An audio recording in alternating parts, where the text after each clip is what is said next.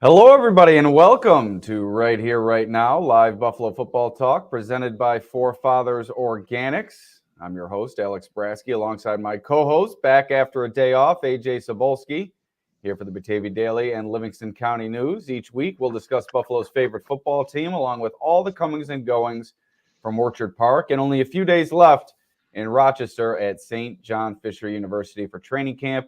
All of it thanks to our friends at Forefathers Organics in Dansville. Unlock the power of nature with Forefathers Organics, your premium CBD store. We offer the highest quality CBD and hemp products to liberate your mind, body, and soul, helping you live happy and free. Our mission is driven by excellence and transparency, using cutting-edge scientific methods to combat stress and target issues at their source. From potent ingestible CBD to soothing topicals, all our products are USDA certified organic. Discover all natural wellness from farm to table. Visit forefathersorganics.com for more information. All right, AJ, quite the day for the defense today on day 9 of training camp. Like I said, time at St. John Fisher University winding down. Just 2 practices left, I believe, on Wednesday and Thursday. And then the preseason game against the Bears coming up on Saturday. So the roster starting to take shape here with the preseason right around the corner, and excited for all that action starting on Saturday. But let's get into the nitty-gritty of today's practice. And a rookie cornerback starting to make a play for a roster spot. Started kind of under the radar, maybe on the outside looking in, but Daequan Hardy continues to make plays on the outside. Looked at as really just a slot corner coming out of the draft. He's been playing along the boundary regularly during training camp. Came away with an interception during the return of the blue and red, and another interception today at training camp. Ball over the middle, jumped a route, cut in front of the receiver, picked it out of the air for the interception. Did Hardy. Benefited from an all-out blitz, did the rookie that was called on the play. A lot of blitzing from the Bills defense today led to some havoc for the Bills offense, which didn't have its strongest of days. But Daequan Hardy starting to make his way up the depth chart, perhaps at the cornerback position. You have Jamarcus Ingram, Kyer Elam, and he really fighting for the depth spots. And he's starting to put his best leg forward. Yeah, Daequan Hardy, I think, has had an impressive camp for the Bills so far. You look at what he did at the blue and red scrimmage, the interception, the remarkable interception at that, and then added with the pass breakup on Andy Isabella earlier in practice during that scrimmage. So I think Daequan Hardy has a really good chance of making this roster. You look at what he's done in coverage defensively, while also his ability as a punt returner. We'll see how that goes throughout the preseason. But you're looking at a guy, maybe it's another diamond in the rough that Sean McDermott and Brandon Beane have found, throughout the draft process. I'm not going to go that far yet, but there is some potential there. He continues to flash. He was the first topic of discussion today on day 9. It's not like it's the first couple of days here. These guys have been here now for over a week putting in the work. So definitely a development for me in my eyes. And I think that he is someone who can, crack this 53-man roster and really be a key depth piece and maybe a key special teamer for this team moving forward. And who knows if he can become consistent at the outside boundary spot or at the slot spot, maybe even find some snaps there. So all in all, a good start for Hardy in his career and his NFL career. And maybe he's another guy like a Dane Jackson or Levi Wallace, where the Bills find a guy late and they, find ways to contribute and be consistent playmakers and contributors for this team. Yeah, that's where I was going to branch off to. Just the amount of late round or undrafted defensive backs that come in here with Sean McDermott and his defense and thrive. Got to give a lot of credit to Sean McDermott. Got to give a lot of credit to the assistant coaches, John Butler in the past, Bobby Babich in the past, and now Jamil Adai really doing wonders for this group of defensive backs. Kind of in a new look secondary for the Bills this year. A couple of other defensive backs shined today. It was Christian Benford really putting on a show for the first time during training camp. He hasn't had a bad camp by any means, but it's been really impressive to watch him go against Keon Coleman and the battle between those two. He's been on the receiving end of a lot of Keon Coleman's highlight reel plays throughout training camp, but today Benford putting the clamps on Coleman during one-on-one drills. He also made a stop a little bit later during 11-on-11. So Benford doing a nice job today and proving that he's worthy of that CB2, CB1 role that the Bills have planned for him this season. There's been talk of Kyer Elam perhaps usurping him for that role just due to Elam's great training camp. But I think the Bills are comfortable with Benford there, and a great day for him today, and really good to see from one of the team's top corners.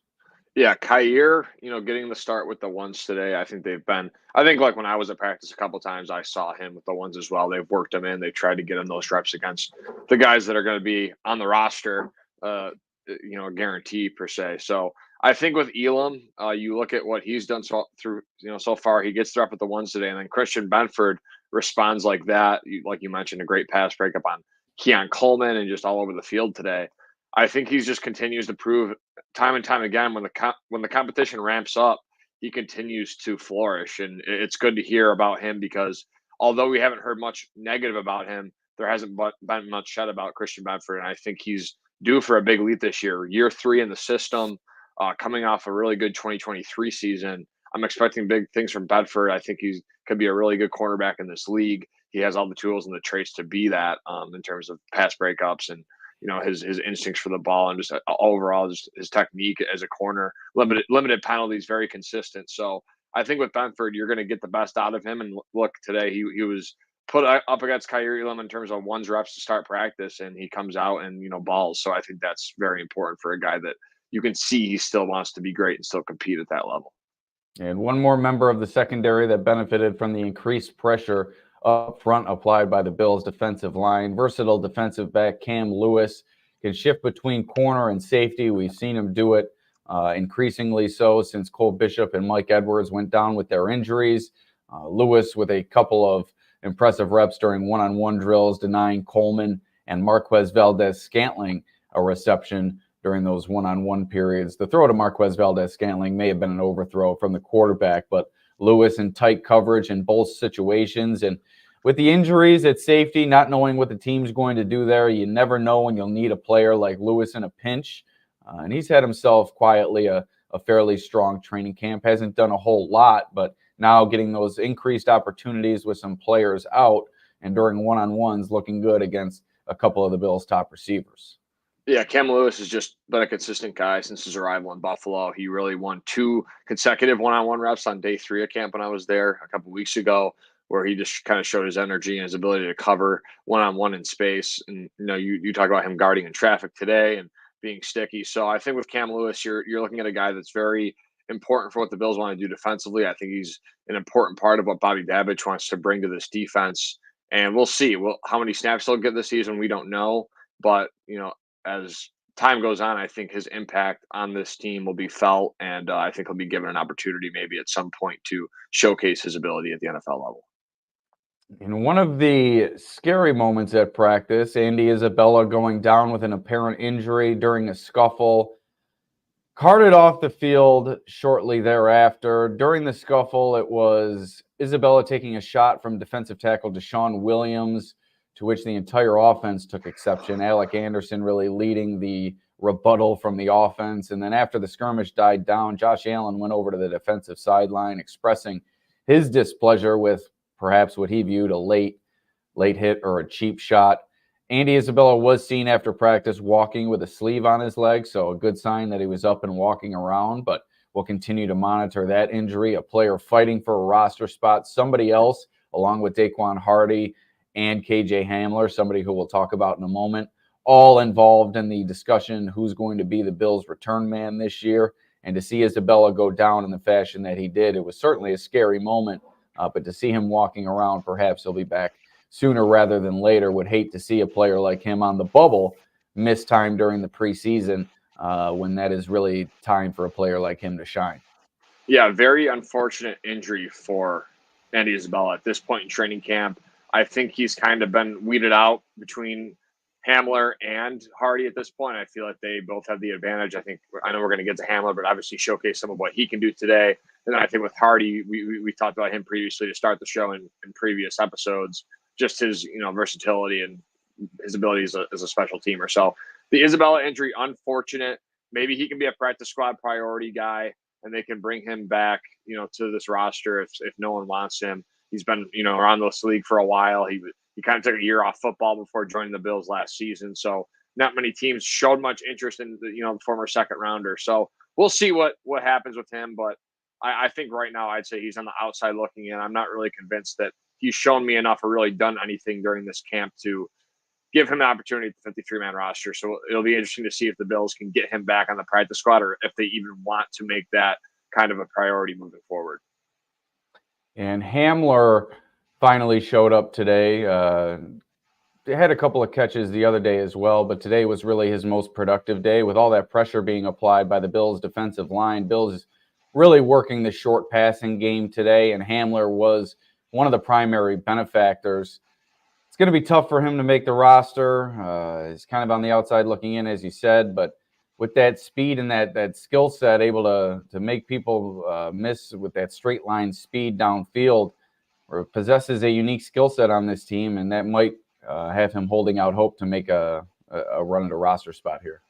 Yeah, KJ Hamler definitely offers a skill set, and I know they have it with Curtis Samuel in a way, but he definitely offers a skill set that the Bills may want on this offense this year. I think he can be kind of a field stretcher gadget piece, maybe can give some comfortability to Josh Allen underneath if he were to make the team again. How will he look as a punt returner? We keep saying it over and over again, but once the pads get on in the preseason, who will get that opportunity? And that's obviously, I think, one thing I'm really looking forward to on the Saturday against the Bears at Highmark Stadium is what will that punt returning kind of cycle look like? Who will get the first rep with the team? Who will look the best? There's going to be a lot of interesting narratives. Who's going to be returning kickoffs? So all the guys we've mentioned so far in this pod, Hardy, Isabella, and Hamler have been the guys in the running for that position. And it's really only been them. So with Isabella going down, Hamler and Hardy will really have an opportunity this week, depending on Isabella's availability throughout the week. We'll see what happens with those three and how Hamler and Hardy can really separate themselves from that kind of cycling going on at the punt returning, kick returning position. Midway through the podcast, we'd like to thank our sponsor, Forefathers Organics.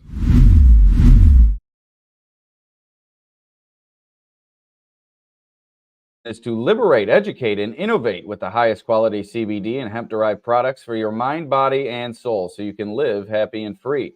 Visit them at 87 Franklin Street in Dansville, online at forefathersorganics.com, or call them at 585-335-2223 to learn more about the products they offer.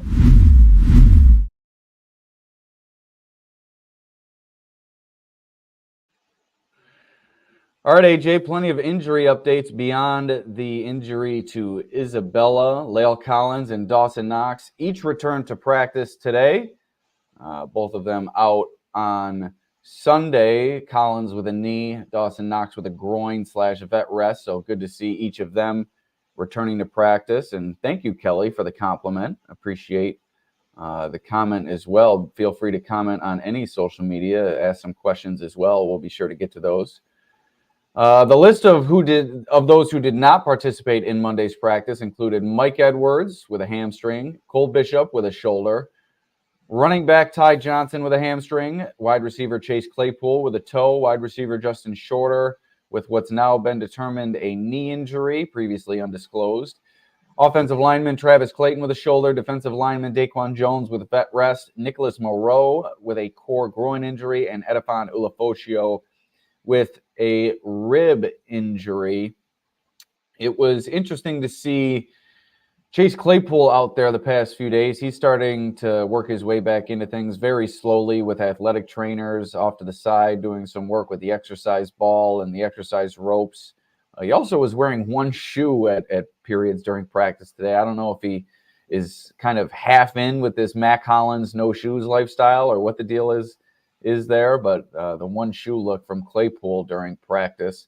Shorter was a surprise. He did go down during the return of the blue and red. He did return to action, but now being held out on Monday, while Cole Bishop, his first activity since going down with that shoulder injury, was on the exercise bike, although he wasn't working that injured left shoulder, just working the right shoulder on maybe some conditioning as well. But the Bills a little bit light at linebacker with Moreau and Ulofoshio down. That's led to some increased opportunity for Balin Spector. I think he's run with it. He's been playing alongside Dorian Williams with the second team.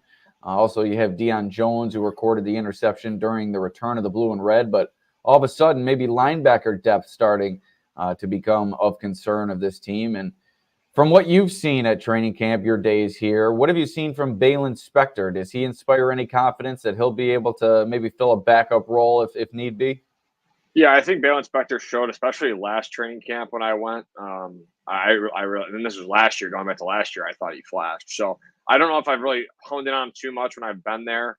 But again, I think he's a guy that's played fast. I think with every opportunity he's been given, he's looked well. Now, he hasn't really gotten much run at the NFL level in terms of actual snaps in the NFL and at the professional level. But I think everything that I've seen going back to last year, and now you're talking about him this year and kind of stepping up that opportunity. Maybe Balin Spector is a guy that can make a case for a 53-man roster spot, especially if Morrow, and Ulofoshio are unable to get back from the injuries, depending on how long they're out. But we'll see. That the linebacker depth, I think, again, it's better than last year. There's more names at the position, but with the injury concerns, you always have that fear of if everyone gets hurt like they did last year. You have Bernard go down, Milano was down.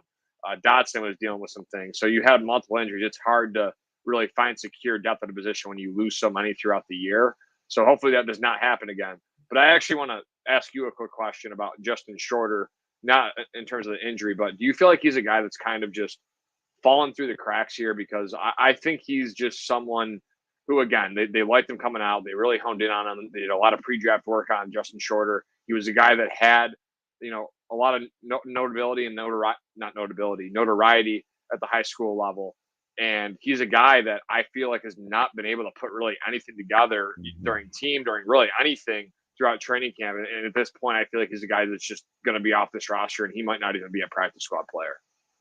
Yeah, I certainly don't see him making the roster at this point. I think based on the draft capital spent by the team, I still think they'd like to get him on the practice squad. You never know with these athletic, freakish wide receivers when they're going to pop, when they're going to figure it out, and when they're going to be able to stay healthy for an extended period of time. That's been a problem of Shorter since he entered the league last year. But yeah, I see Shorter as on the far outside looking in at this point, with Tyrell Shavers, someone who I spoke with after practice. Also, you have Chase Claypool, who's put some good tape on display this offseason. And then the money and commitment to Marquez Valdez-Scantling as well. And then you have a Hamler and Isabella with their return ability. I just don't see a spot for Shorter on this team. And like you said, failing to stand out day after day, maybe not even warranting a practice squad position at this point. It would be very hard pressed for him to work his way onto the roster. He would have to have one of the most unbelievable preseasons that we've ever seen from a wide receiver. He just, like you said, he's been relatively invisible out there, has not done much at all. Had that one catch where he punted the ball into the woods at St. John Fisher University. But aside from that, not much to write home about from Justin Shorter. But on the other side of the coin, Tyrell Shavers has taken increased opportunity, and he continues to run with it. Not a lot of noise from him today, but I spoke with him after practice, and he had an interesting answer to one of my questions. I asked him what veterans are helping him the most, and the veteran that he pointed to that's helped him the most is Marquez Valdez-Scantling, who it could be coming down to those two, not only for a roster spot, but for a spot on the depth chart. And Marquez Valdez-Scantling being as gracious with his help and with his time to help a young player. You kind of come to expect that with professional athletes. They really help one another in that circumstance. But I guess it's not always the case. And to see that between Marquez Valdez-Scantling and the young Tyrell Shavers, certainly good on Marquez Valdez-Scantling to do that. Somebody who did not perform very well on Sunday at training camp, a couple of drops on air. He did respond with a catch during 11-on-11 yesterday, had some catches today, but really good on him to kind of spread his knowledge to Tyrell Shavers. MVS has played in Super Bowls, played with Super Bowl winning quarterbacks. So at the very least, certainly a lot of knowledge that he can spread to a younger player. No wonder why Tyrell Shavers is having such a good camp, because Marquez Valdez-Scantling is the one that is giving him the advice, just like he made Aaron Rodgers and Patrick Mahomes the last couple of years. So it all makes sense, right? It's adding up here that you'd think Shavers has, such a good camp with MVS in his ear. But on a real note, I think it's good to hear a guy, a veteran, comes over with his experience in the NFL and comes over and he's helping a guy that, like you said, they're really battling it out for those last, couple of roster spots. I think that's good to hear because you need that advice and experience from players that have done it in this league. And MVS is a guy that's done it multiple times across multiple teams and has had success, especially in those big moments. You think of a couple catches he's made. So Shavers, good to hear that he's getting, learning some lessons from an MVS who again has created, 2 Super Bowl winning quarterbacks in his career. And I'm really looking forward to seeing how that battle plays out. That's one thing I'm looking forward to, in this upcoming preseason game is who's really going to shine in that wide receiver 5, wide receiver 6 role and really make the most of their opportunity. Because again, I think everything we've seen from Shavers points to him making the roster, but on the flip side, the contract and guaranteed money, along with the experience that MVS has had in this league, especially helping teams make Super Bowl runs. I think that those two things that's the decision that's gonna have to come down to, because I think with Shavers you really have had the answers in terms of what he can do. He can win at every level. He's very athletic. He's been consistent day in, day out, taking advantage of every opportunity. Well, MVS has been more inconsistent, right? More drops showing up, but he has that guaranteed money, the contract, plus the relationship with Josh Allen, which is a big reason to why he signed, and finally just the experience he brings to the roster. So it's going to be a debate that Sean McDermott, Brandon Beane, I'm sure the offensive coaching staff will have, and it all starts really this week against the Chicago Bears, and we'll see what guy can really separate themselves. Elsewhere offensively, tight end Dalton Kincaid made the play of the day today. It's really been he and Keon Coleman going back and forth throughout training camp. Who's going to make the better catch today? It was Kincaid. With Taylor Rapp all over him in coverage, the ball was thrown low. Kincaid went down after it, tipped it to himself with one hand, able to scoot the 2 hands underneath it and haul it in before it touched the turf. On a day where there weren't many highlights, the Bills' top target once again shining through. Kincaid continuing to be impressive, and it's not just his reliability, it's his ability to make the highlight reel catch, which has been impressive. He's looking like a wide receiver out there. Yeah, that's what he was, trying to come out, the best receiving tight end in that class, hands down. I know Sam Laporte obviously had a greater season in his rookie year, but I think Kincaid with no Diggs and a lot of schematic changes along the offense with Joe Brady, I think he has a prime opportunity to really certify as that number 1 option for Josh Allen in terms of volume and target share. So I think with Dalton Kincaid, you're continuing to see why the Bills took him last year in the first round, why they believe in him, why they think he could be a guy that can really carry this team over the top and be a featured piece on an elite offense if the Bills are an elite offense this year. So I think with the Kincaid, again, it's just the hands, everything he provides over the middle of the field, his first down prowess, understanding where to be, the connection with Josh Allen, all that's been there. It's kind of what we've expected from Kincaid at this point of his career. So we'll see what he can become this year, but I'm expecting big things for the former Utah product. One connection that was not as fruitful as it has been throughout training camp. Keon Coleman and Josh Allen, a couple of, I don't know how to term them, rough moments today. Nothing to be too concerned about, but maybe points toward their connection not as refined as they'd like it to be upon midseason. It has kind of looked like these two are in midseason form, just automatic with their connection at times. The trust Allen has displayed in Coleman, but some of that trust came back to bite him on a few reps today. Back shoulder throw from Allen to Coleman near the sideline. Didn't seem like Coleman was prepared for it. Then another over the middle where Coleman appeared surprised by the throw. So there have been plenty of big days from these two, but certainly wanted to point out the fact that today was not their best day. And there were a couple of signs of maybe some miscommunication and some ironing out of this connection still yet to be done.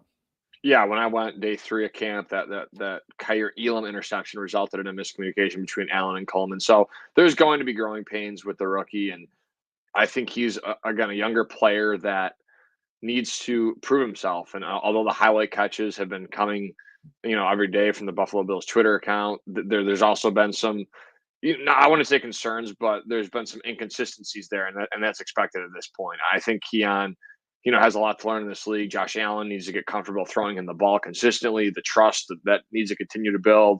So we'll see how that plays out. But again, I don't think it's crazy that they had a bad day. It's day 9. They were due kind of for a lesser day on the field, and that's what you expect from a rookie that's really learning how to find himself and find his role in this offense.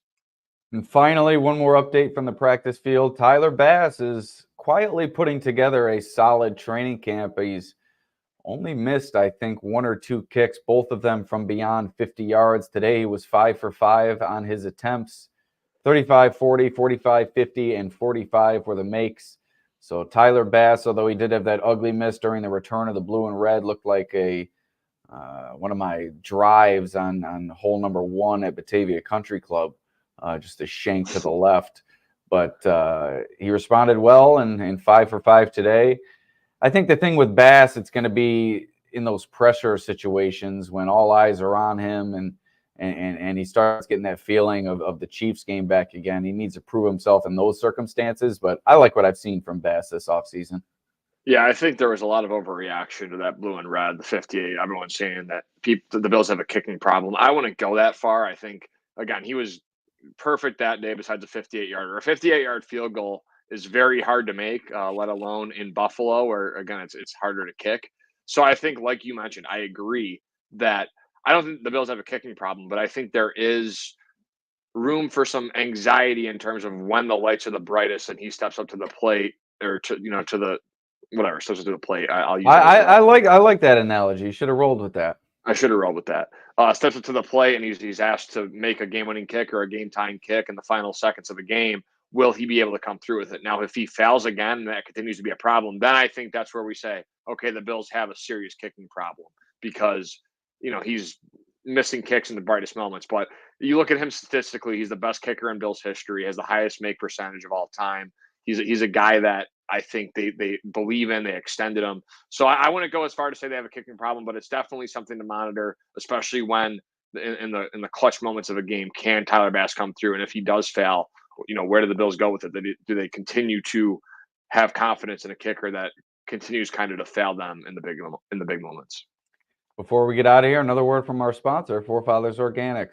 Unlock the power of nature with Forefathers Organics, your premium CBD store. We offer the highest quality CBD and hemp products to liberate your mind, body, and soul, helping you live happy and free. Our mission is driven by excellence and transparency using cutting-edge scientific methods to combat stress and target issues at their source. From potent ingestible CBD to soothing topicals, all our products are USDA certified organic. Discover all natural wellness from farm to table. Visit forefathersorganics.com for more information. All right, AJ, that's going to do it. Another episode of Right Here, Right Now in the books. Bills return to the practice field on Wednesday at 9:45. Offensive coordinator Joe Brady will speak to the media before practice. So a well-earned day off tomorrow for the guys, and we will be back at it on Wednesday with another episode of Right Here, Right Now, live Buffalo football talk. We will see you next time. Please like, share, subscribe. Peace out.